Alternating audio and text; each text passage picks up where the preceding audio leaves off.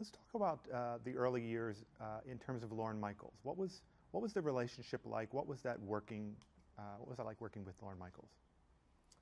What was he like? Well, I always thought that Lord was kind of like the Jewish mother who, in the joke, gives her son two shirts, a red shirt and a blue shirt. And so then he wears the red shirt to Friday night dinner, and she says, "What's the matter? You didn't like the blue one?" Because Lorne's praise was not easily won. But a good boss. He did an amazing thing. He assembled an amazing group of people. And if that's all he had ever done, I mean, it's still like a genius, amazing thing to have put all those people together and given them free rein. Was there free rein? Was Pretty there much. Was there a bit of, we could assume that there's anarchy depending on what we read about the history of the show. Was there that? Anarchy? No, it was a television show. It had to go on the air every week at 11:30. It couldn't be anarchy. But a pretty crazy week, though. Well, it depends on your definition of crazy. It was orderly, but it was orderly in its own way. Was there any sense as the show began to take off of how popular it really was? No, I think that was sort of a shock because, in New York, people are kind of cool and they don't mob you. And, I mean, yes, sometimes it was difficult. You'd be in a restaurant with Gilda working on something and people would come up and ask for autographs and stuff, and you kind of realize that, oh, well. But, people in New Yorkers are cool. I think when we first realized the extreme popularity of the show, we as the writers realized it was when we went and did the show in New Orleans, and they had to reroute the Mardi Gras parade because there were so many people in front of the reviewing stand that Jane and Buck Henry were supposed to be doing color commentary on the parade, and the mayor, Moon Landrew, I've always loved that name, had to reroute the parade because there were just too many people and they couldn't get through. And there was an incident with where these people, like these guys, jumped Gilda when she was dressed as Emily Latella, of all things. Not exactly a hot sex object. But anyway, and had to be pulled off her, and and it was like, whoa, because there we were in New Orleans with a bunch of drunken college kids. It was our ideal audience, and I think that was the first time that people went, oh, I guess the show is popular, because otherwise we were just in this little New York cocoon, and we spent all our time in the RCA building, so we didn't really kind of know what the effect was. Once you did know, did that have any effect on the way you put the show together? No. Or? But it was funny, in the first few months of the show, my friends were always saying, well, it's been canceled, right? Because they just believe that, sorry, I know you work for a network, but but that it couldn't possibly stay on the air because it was too good, It was bound to be canceled. Now, as a writer, did you at some point feel that maybe somebody knew television or that they knew television more than you, and did that influence you on staff there? No. No, I don't think that we were. I don't think that any of us had the attitude that we were waiting to learn from the television masters.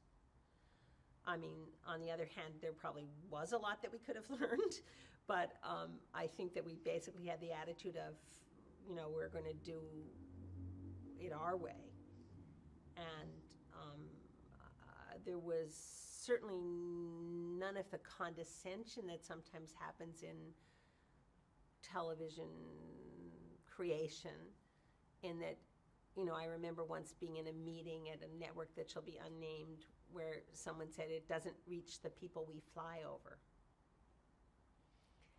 And and I think we never had that attitude of us and them. Like, will they like it? Well, it was more like Pogo, we've met the enemy and they are us. I mean, if we liked it, then we assumed that they would like it. We hoped that they would like it. So it was much more the internal consensus of the show that determined what things got on the air and didn't get on the air. With obvious, guidance from Lorne and input from the host. But it was really like, if stuff got laughs at read-through, then it was probably going to get into the show. You mentioned the hosts. Let's talk about some of the more memorable hosts. Yes. Lily Tomlin comes to mind. Well, Lily Tomlin was great because she was very, she was always willing to tackle whatever was put in front of her, And I remember that she did a couple of pieces of mine that, might have been kind of hanging in the balance. I mean, there was one sketch that Rosie and I wrote about the hard hats, which was like a school for women hard hats to teach them how to make remarks to men passing by. And Belushi actually refused to be in that piece, I think because he had to display his physique and he felt self-conscious about it. But he claimed that it wasn't funny and he wouldn't be in it, and we had to put Danny in instead. But Lily was, despite the fact that she completely jumped off book, and like you can see when you watch the sketch that like the cast members are sort of desperately trying to keep up with her and keep things on track because she just sort of went off. But she really made that happen, and then she also did a song that I had written called Letter to Patty Hearst, which she did in her Susie sorority character. And it was like, a letter, a song letter that began, "Dear Patty, I won't call you Tanya," because that's the name they gave you when you learned to kill, which actually caused a huge controversy with standards and practices because they said, well, she hadn't killed anybody. And they were afraid that the Hearst family would sue us or something. But it went on she the was air. She was still a fugitive at the time. And it went on despite... It did go on, yes. Were there other frequent battles with standards and practices? Oh, constant, yes. Constant standards and practices battles. What did they object to the most? Well, they were always on the outlook for obscenity and dirty words and things like that. And I remember that we had a big fight with them. I mean, it seems very funny and antiquated now, but we had a big fight with them about the expression, "do it," because they didn't want us to say that. They didn't want to say, "do it." They wanted us to say, "have sex with." See, it was okay. Like, you could say things like penis, but you couldn't say schmuck.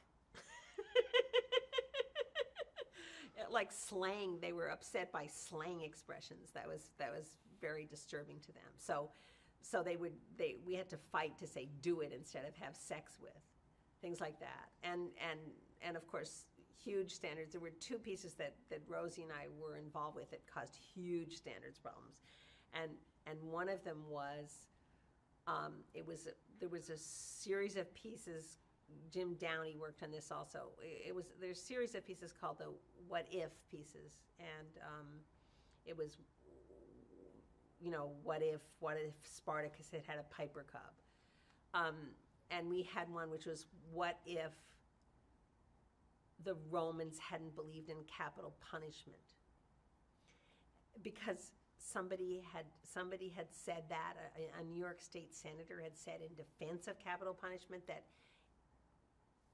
if there was no capital punishment, Jesus wouldn't have died for our sins. And he said that defending capital punishment in a strangely convoluted way. And so we said, well, what if there was no? And so Jesus was out.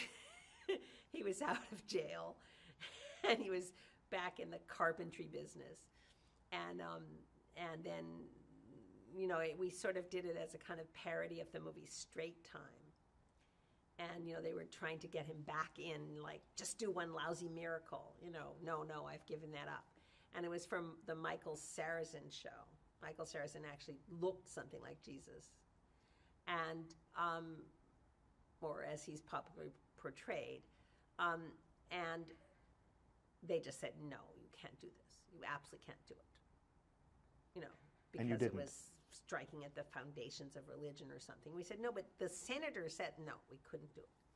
And it was never went on the air. What was the But I second? think that Lorne might have, I suspect this, I don't know if this is true at all, but I suspected that Lorne struck some kind of Faustian bargain with him, because then they allowed him to have Don Novello do his Father Guido Sarducci thing, which they had not wanted him to do. So I think it was kind of some sort of trade-off was struck there, but maybe that's just my fantasy. You mentioned that was one of two that you had And big then the battle other with. one was something that did end up on the air, which was our Nerds Christmas Show piece, which was Todd and Lisa in the Christmas pageant, and that was for the Ted Knight show. So this was actually a request, because Lorne decided that he wanted to put a Nerds piece in this show, and what if we did this? And so we said, okay, and we wrote it. We were excited. You know, we were asked to do this specially, and easily enough, we slapped together a Nerds Christmas pageant piece with Ted as the principal. And, you know, Mrs. Loopner made the costumes out of bath mats, you know, for the sheep. And of course, Lisa was the Virgin Mary, because, as Todd said, he happened to know that she was the only girl in the school who was physically right for the part.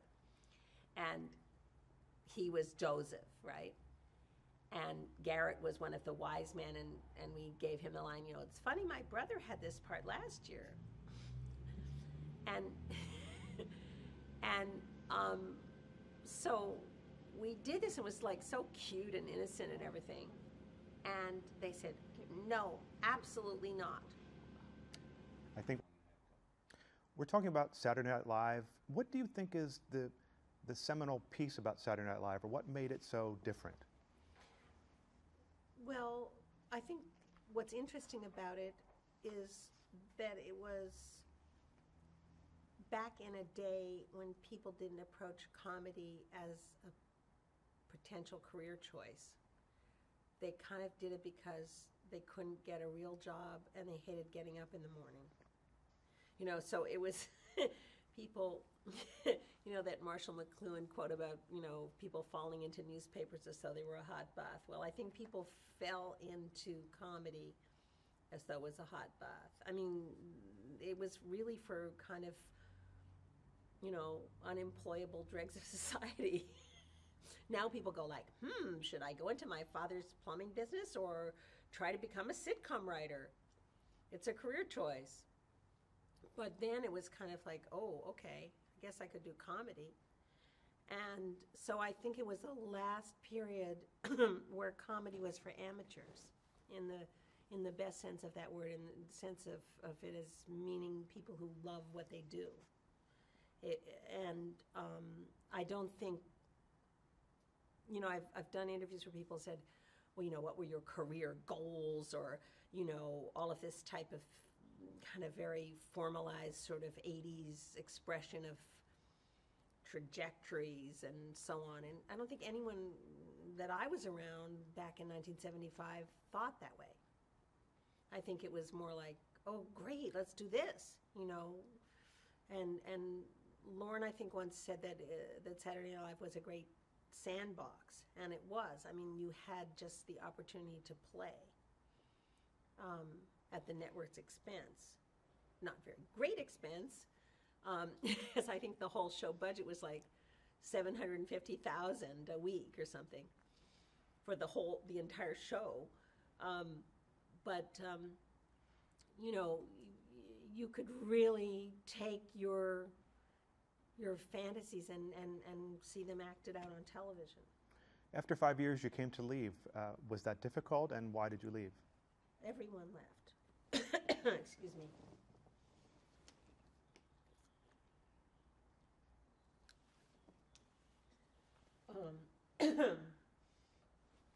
That bagel seems to have made me hoarse. So Everyone yes, came to leave. everyone came to leave after 5 years. I think that Lorne had the concept that we would take a hiatus period and then come back in January rather than September, with the show being a bit revamped or restructured. And the network absolutely did not want to do that because they didn't want a break in programming. And they, behind Lorne's back, offered the job of producer to Jean Doumanian, who took it. And so at that point, everyone who had been associated with the show left, and went on to do other things. Which for you 2 years later was Square Pegs. Square Pegs. How did that show come about? Well, I think I already had a deal to write it at that point, so I was kind of thinking of leaving anyway. And we were all terribly burned out. I mean, you know, for years afterwards, people would remark on how much better we looked.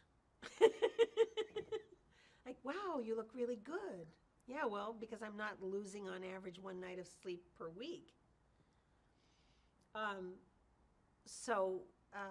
You know, I think that a lot of people were sort of gathering themselves up to leave anyway, but then it was just pretty obvious that, you know, Jean offered me a job, but I didn't want to take it. So Square Pegs came about because I got an agent by the name of Frank Cooper, a lovely gentleman, who had been Frank Sinatra's first agent, I believe, and possibly the first non-Italian person that Frank ever dealt with. And he said, you know, that he thought that I could sell a sitcom, possibly to CBS, where he was setting up a meeting. And he said to me, well, you must have been popular in high school. And I said, oh, no, I was a total square peg in high school. I was a nerd. I was not popular at all. And he said, oh, well, why don't you do something about that? And I said, okay, and I worked it out. And we went into this pitch meeting at CBS.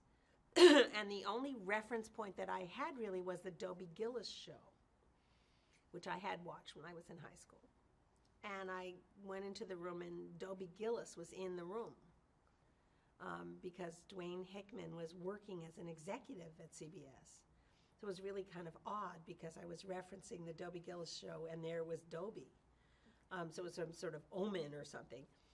And I pitched this idea, and then, you know, we went away, and Frank had set up a meeting at NBC for the next morning. And at the way too early for me then hour of 10 o'clock. And I always said that I didn't like to do anything before the double-digit hours, and I was just barely in there. So I was at the Chateau Marmont getting ready for this meeting, and I got a phone call with Frank and the CBS executives, and they said they wanted to know about the show. Would it have to be sex, drugs, and rock and roll because of the fact that it was a show about teenagers, and this was 1980, I think it was 1981 at that point because there was a writer's strike in there. And I said, no, not really, because these girls, the heroines of the show, based on myself and my best friend in high school, really aspired to these things rather than experiencing them. And I referenced a movie that I'd always loved called The World of Henry Orient, which was a movie where there's a line in it, one of the girls says, I want a mouth like a scarlet gash. And I said, that's what they aspire to. They aspire to these fantasy things, but, you know, they don't really experience them. And so they said, okay, and they bought the show. And so we canceled the meeting at NBC, and I went back to bed. And that was perhaps unfortunate because the show might have had a better chance if we had sold it to NBC, because actually Brandon really liked the show and he tried to buy it as a summer replacement. But unfortunately, Tandem had already sold it to Nick at Night in syndication. And so it didn't happen. But it was one of his favorite shows, I happen to know. And it actually did better in the ratings that year than Cheers did. But Brandon kept Cheers on the air and it became a hit. Did Saturday Night prepare you for the role of producer? It did and it didn't. How so? Well, it did in the sense that all the writers on Saturday Night were sort of mini producers of their own sketches, where we were responsible for all of the elements of the graphics, the props, the costumes. We got to decide what they should be, and we had to deal with the people who provided them, and which was producing them. So, and I had actually not only produced the parody commercials for the first couple of years, but I had also had a job for one crazy year where I was like creative consultant or some kind of bogus credit, script consultant, I don't know what it was.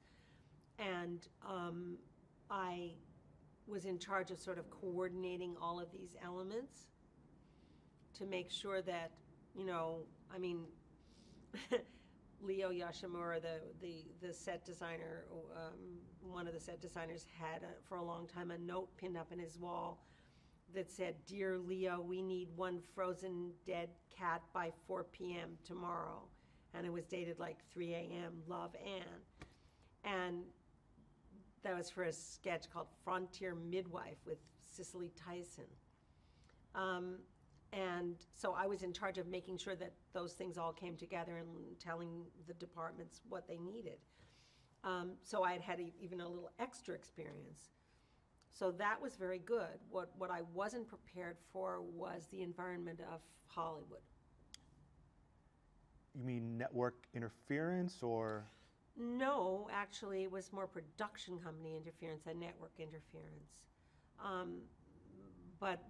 But there was no expectation that I would actually be a hands-on kind of producer. I was like, yes, she has the producing credit, but... And then when you were, they And then when I was, they were very resistant. And I felt that the network, actually, Kim LeMasters was my executive, and Harvey Shepard, and that they were extremely supportive.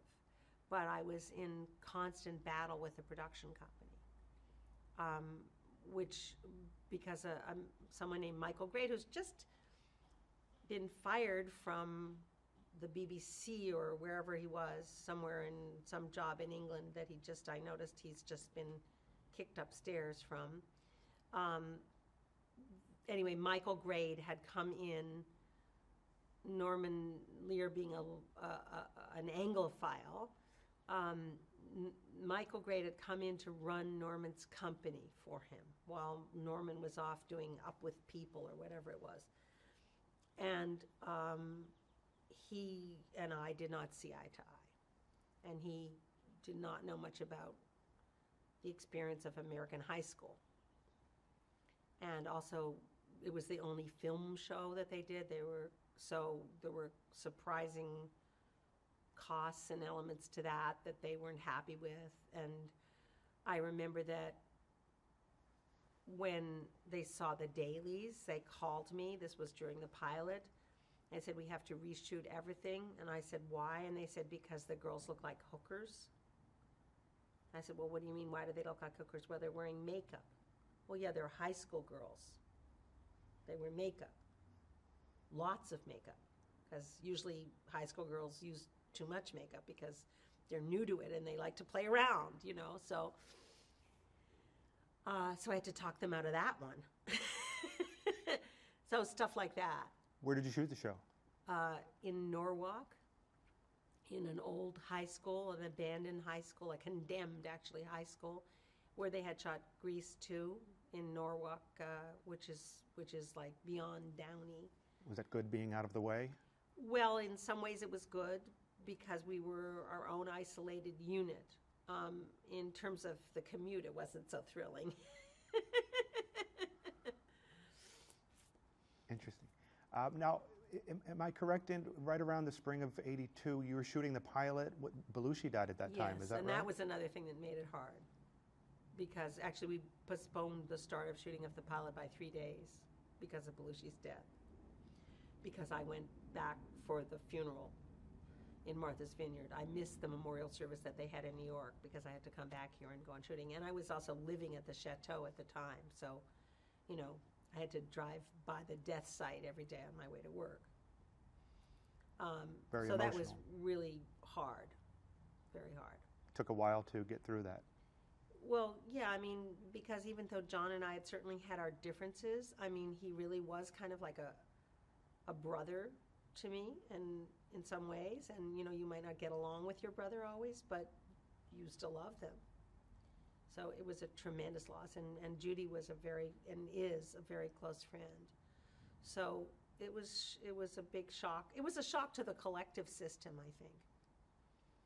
I think we had a concept of immunity that proved to be false. The casting of the show, how did Sarah Jessica Parker come to be involved? She was the first person that came in to read, and we were in New York. The casting director, Eve Branstein, who I've worked with creatively since then, and she transitioned to producer, but she was in her last year of casting, and we cast all over the country. We did a nationwide search, and we found Jamie Gertz in Chicago to play Muffy Tepperman.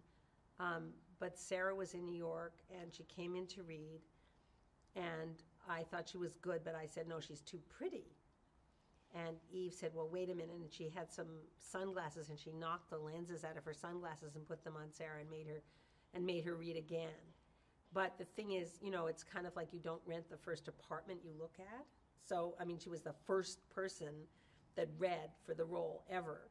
So we brought her back a lot of times, poor girl, before finally deciding that she was, you know, the absolute right person, and that we had to sort of drab her down.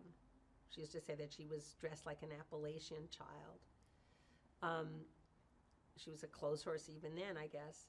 And the same thing with Amy Linker, who got cast as Lauren. We kept trying to find someone who was chubby, and she wasn't. And then I remembered that Franny Lee had put the bees in body padding, and I thought, that's what we'll do. We'll just put her in a body padding suit. She can be fake chubby. So she had to have fake braces and a suit of body padding, and Sarah had to have fake glasses and be made less attractive in order to portray those parts. But they were the embodiment of those two girls you were writing about. Yeah, well, I think that they were. I mean, I think that they were both very smart actresses, and I think that was an important quality. And they were also age appropriate. How did Tracy Nelson come to the show? Well, Tracy came in to read, and she said, I think you knew my father. And I was like, what? And, you know, it's Rick Nelson. And maybe I got a gray hair immediately. You know, Ricky Nelson's daughter was reading for this. He was still alive at that point. And she was determined to get this role because she had been sitting in the waiting room and with all these like more conventionally beautiful girls who were sort of like, what's she doing here, and kind of dissing her. And I think that her Valley Girl was based on, you know, people. It was a wicked study of people that had sort of oppressed her, and she was able to embody them. And so she was, you know, she's a very good actress. She hasn't worked that much, but she's a really good actress. How about Merritt Buttrick? How did he come involved? Merritt Buttrick, well, that was a hard one to cast. That was a very difficult part to cast because we needed somebody who had that spaciness that Johnny Slash was supposed to have. I always said that the thing about Johnny Slash was, it was like in his brain there was a fire in the computer.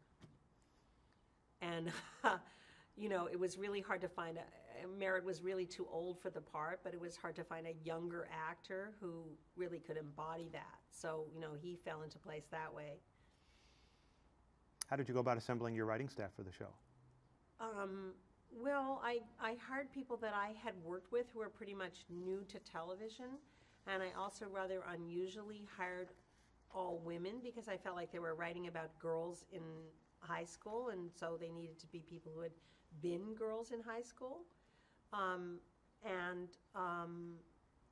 the network made me hire Andy Borowitz. He was the token guy. He used to call himself Tootsie Borowitz.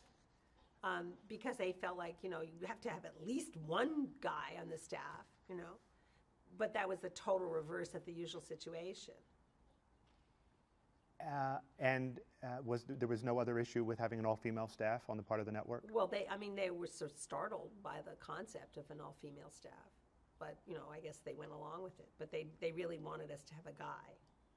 I've forgotten about John Femia, too. What was that like? What was he like? John Femia? Well, John Femia, I think that he was, poor guy. I mean, he had to be sort of the nerdy guy, and he really, he was good at it. He embodied it very well.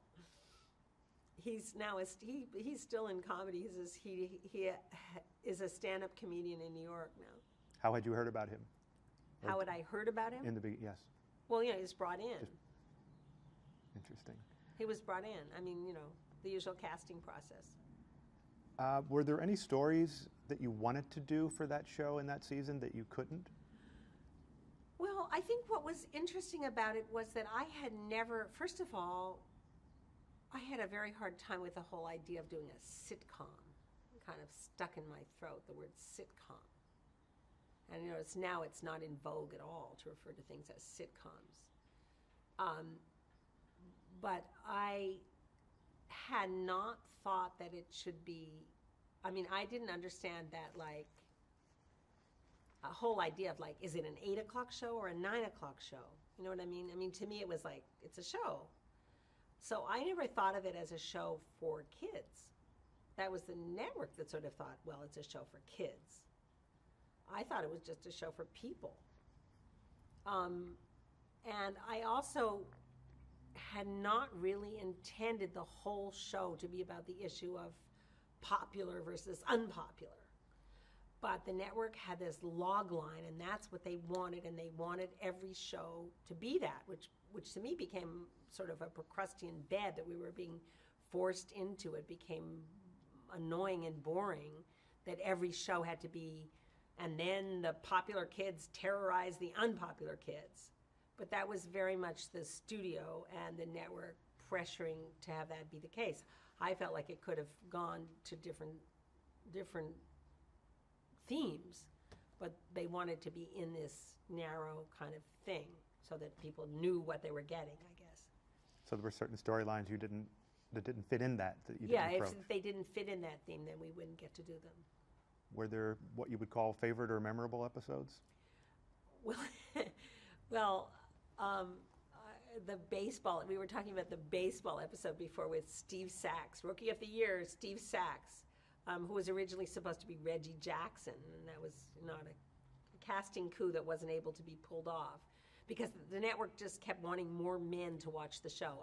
Now, if you had every teenage girl watching your television program, every women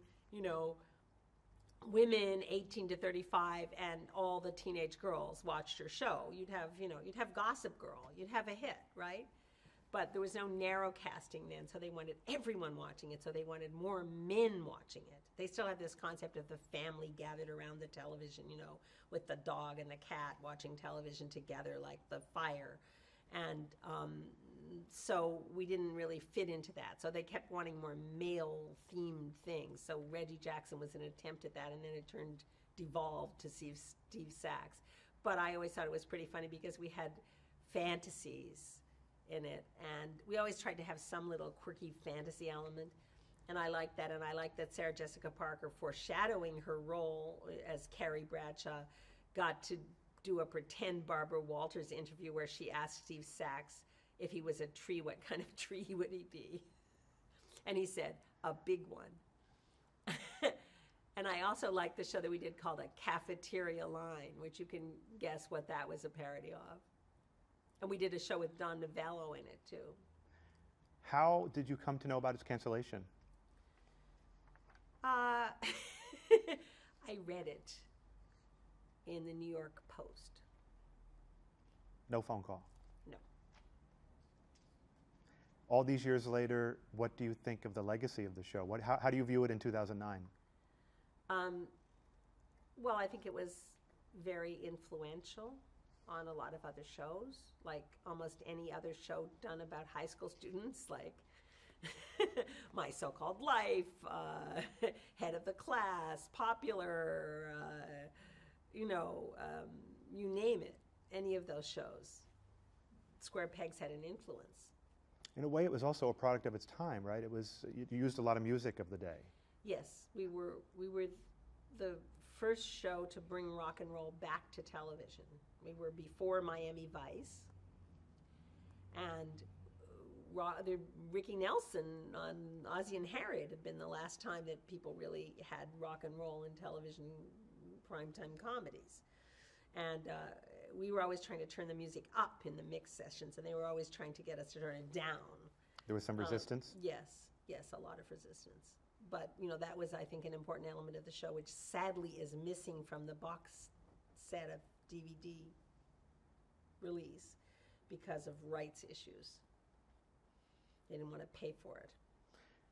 After the show, you went and did a Broadway show, Leader of the Pack. Yes. How did that come about?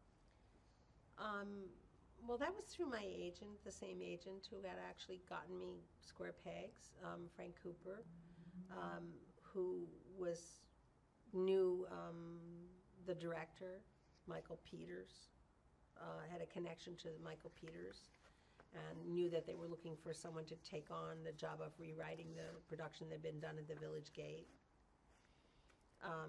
And I was fired from that. That was after 15 drafts, I was fired. It was a disaster.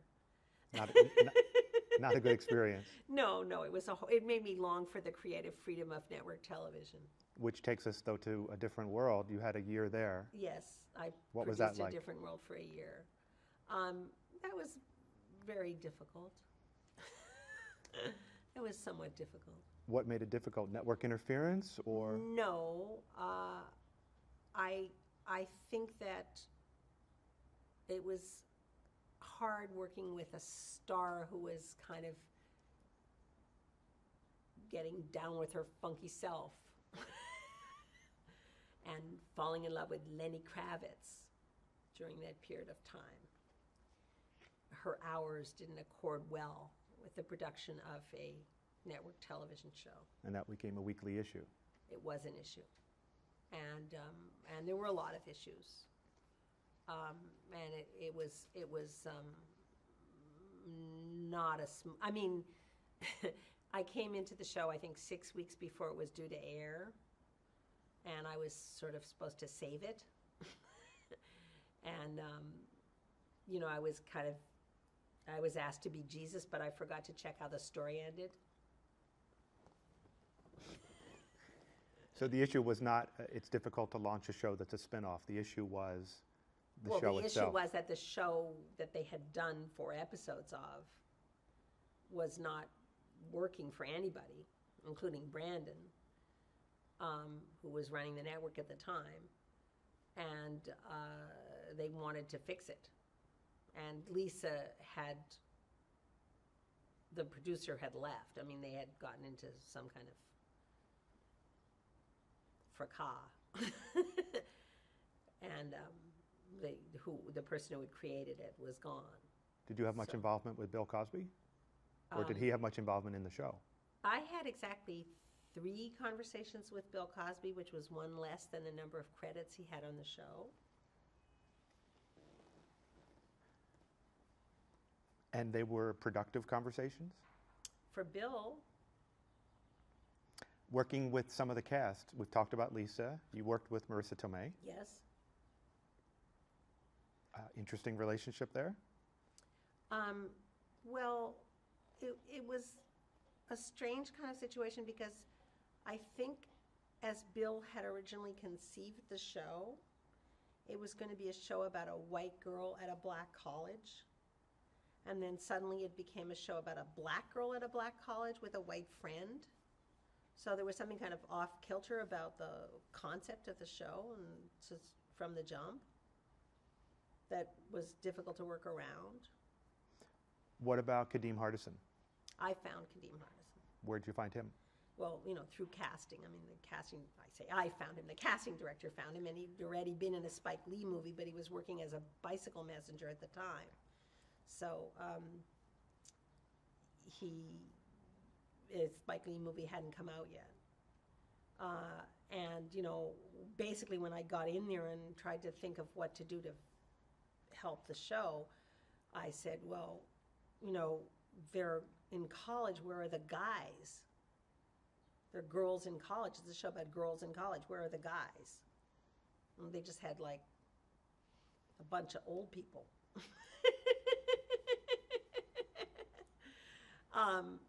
And so I said, we've got to get a guy in there. So that was how the Dwayne Wayne character came about. And then I had the idea that he needed to be differentiated strongly.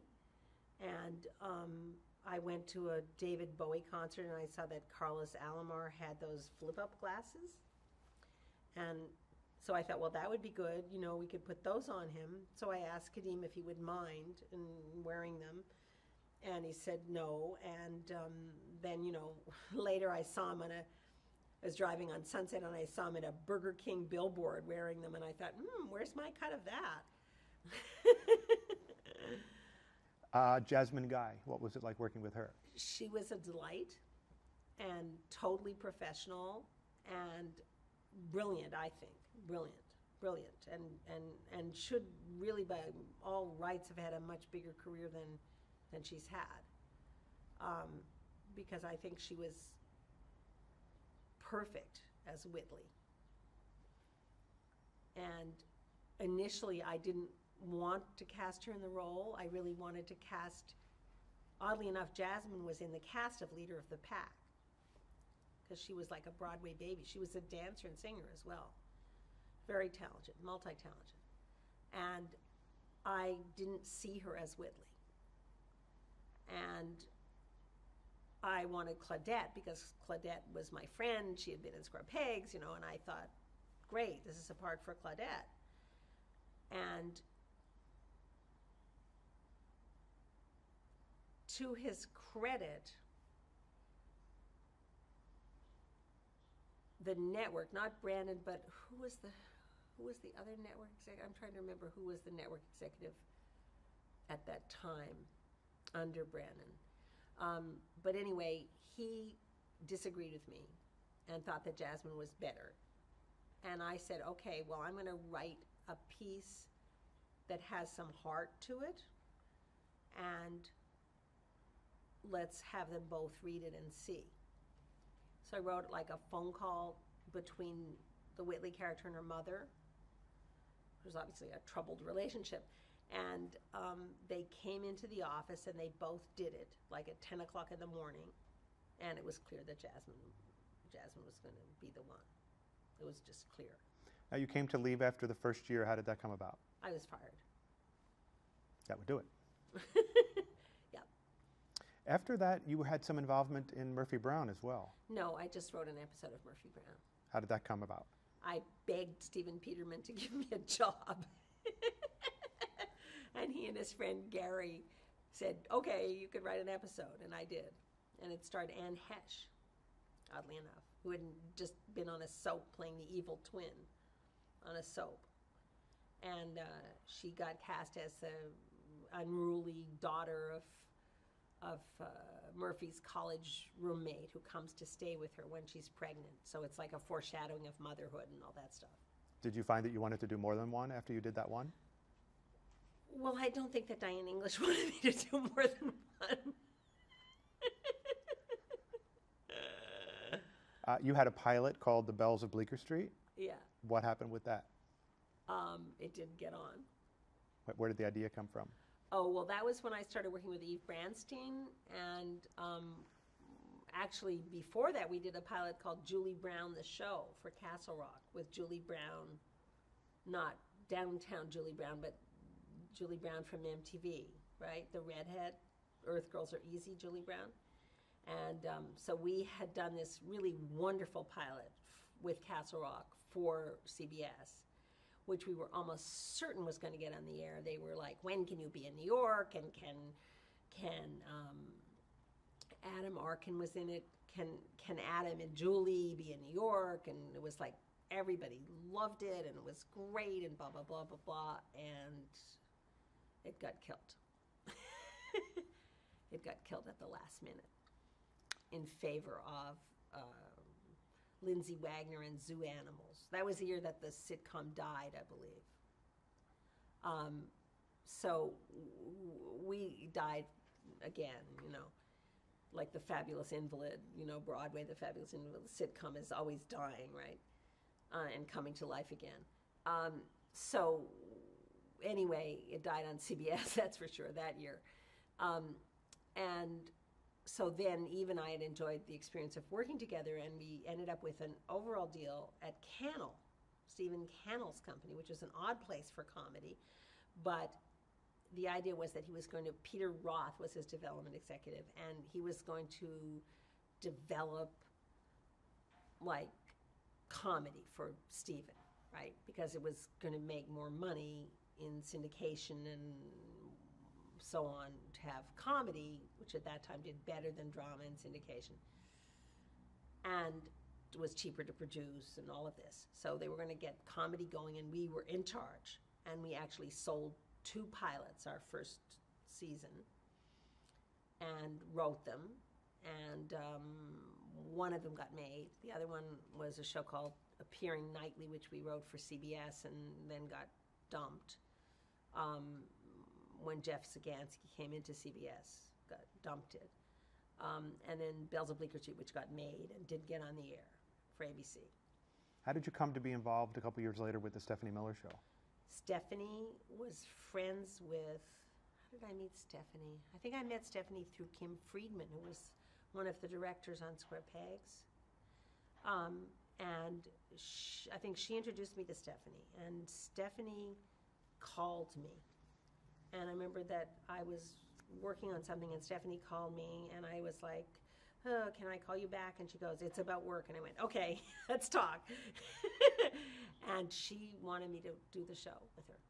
She had this opportunity at Disney Buena Vista, and she really wanted me to work on the show because, Gilda and all that, What was it like to, I'm sorry, what was it like to produce a talk show? Well, it was very interesting. I mean, I enjoyed it because I found that it was, it was very challenging in that it was probably more pressure than Saturday Night Live because it was every day. You didn't just have that 11:30 on Saturday deadline. You had 4 o'clock every day. So lunch, forget lunch. Lunch was writing the monologue, So it was a very challenging work week, but once again, I enjoyed the immediacy. I enjoyed the, where can you, except on a daily newspaper, where do you get that? You do it, you see it. I liked that part. That was the best part about it. Yeah. What was the worst part? The hours? Well, Robin Williams had a joke about standing by the side of the freeway with a sign saying, "We'll work for Disney." They used to ask me to, they used to say, like, let's have a meeting on Sunday at 1 p.m. Well, this is after, a work week where you don't have lunch and work until 10 o'clock every night. And I would say, no, I'm sorry. I have a prior commitment with myself, with my life. I'm sorry, I can't do it. I have a prior commitment. You mentioned... But they really did want to have Sunday meetings. And you didn't go? No. You mentioned newspapers. How did you come to write your column for the LA Times? Well, a very good friend of mine introduced me to someone who was working for the LA Times, and I pitched them an idea that I had, which was about Sling Blade. And it was about Carl on Sling Blade and how we all really should have a Carl of our own. Like, wouldn't it be convenient? Like when you got in a fender bender, Carl could just get out of the car. And weirdly enough, this article is included with the DVD of Sling Blade. It's part of the whole package of it. They called and they asked if they could use it and slipped me a few bucks, and it's in the DVD packaging of Sling Blade somehow. That was an enjoyable experience? So I said, how about this? And I wrote it and they ran it, and then we got to talking, and I said, well, they were looking, I guess, for someone to write a column, and I was like, okay, and then I auditioned by, having to turn in columns on deadline and all this, and I got a column, and it was great, and I did it for about a year and a half, I guess, and I survived, I think, 3 or 4 changes of management at the LA Times, and then they kind of changed the whole section. I always say, well, it used to be called Life and Style, and then they changed it to California Living, and I said, well, when they lost the style, they lost me. But they really didn't want to pay outside writers anymore. You went back to Saturday Night Live for its 25th anniversary. Yeah. Was that emotional? What was that like? It was very odd, because when I got back there, I knew, other than, some of the people that worked on the show who hadn't shown up yet, like the costume people and people like that, were Lorne Michaels and my ex-boyfriend, Jim Signorelli. And they were the only people that I knew at all. So I was like, okay. But I made fast friends, so it worked out. And it was very fun to do. It was hard. I mean, it was like writing an awards show, because you had to do something like, okay, Candice Bergen and Lily Tomlin are introducing some clips. What will they say? Did the writers know you? Did they know who I was? Yeah, they'd heard of me. And, Tina Fey and Paula Pell both worked on that, and they were very gracious, and I got to know them a little bit, and that was fun. I got to write a great joke for Chevy that I was so proud of. Which was? Well, when I thought of this joke, I thought, oh, thank you, God, hallelujah, thank you for giving me this joke. Well, he was in an update segment, and he had to say, the last time I was behind the update desk, the only person in Betty Ford was Jerry.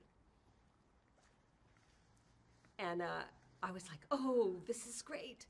And then during the show, when Chevy was going to come out, and he was waiting for the shot to come up or whatever, and this star-studded audience, of course, Chevy did one of those Johnny Carson things of like, well, I didn't write this. And I knew this joke was going to kill, so I just thought, oh, and I jumped out of my seat and went, no, I did. Not on air, but in the audience.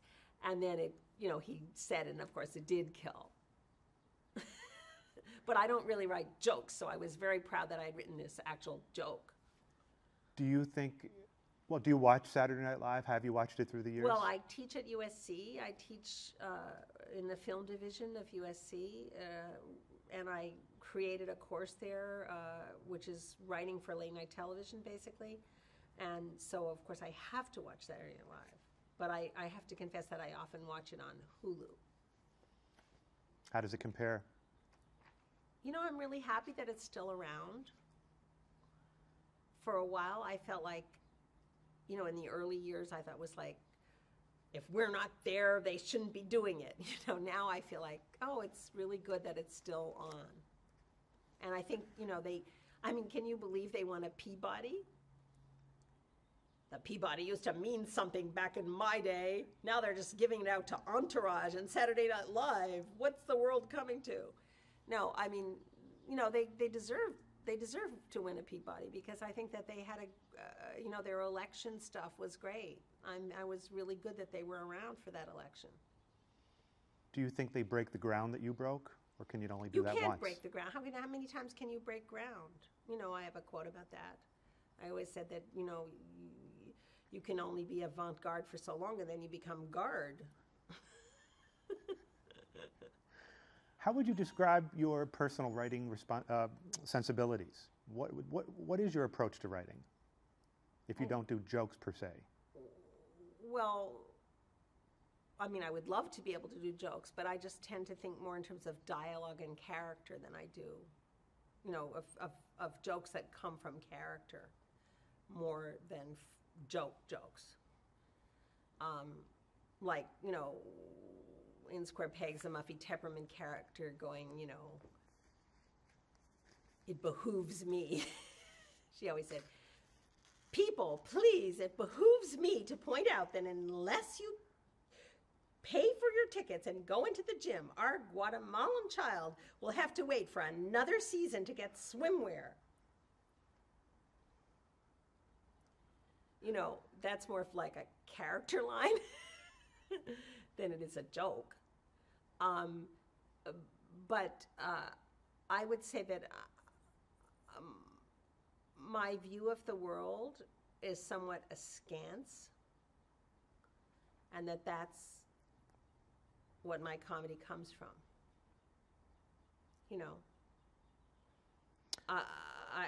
Paul Krasner, who was a satirist that I admired.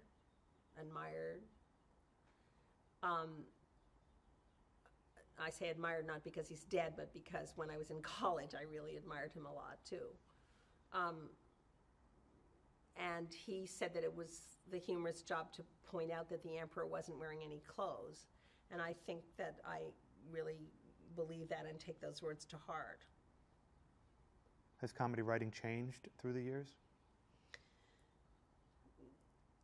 Well, of course it's changed, but of course it's changed. Otherwise, we'd be still doing jokes about the Surrey with the fringe on top or something, of course it's changed, like everything. But, how do you think it's changed? But, I think that it's, I don't know, there may be some of those words that George Carlin said you couldn't say on the radio that now you can say on the radio. I think that might have slipped a little bit. And eventually you'll probably be able to say all of them anywhere. So that's one way that it's changed. And I don't know, am I allowed to use obscenities here? I think you are. I was on a panel with Richard Lewis and for PBS, for this series that PBS did about comedy through the ages, and which I had contributed to and been interviewed on and all of that kind of thing. And we did this panel to help them present it. And so Richard Lewis was somehow going on about the,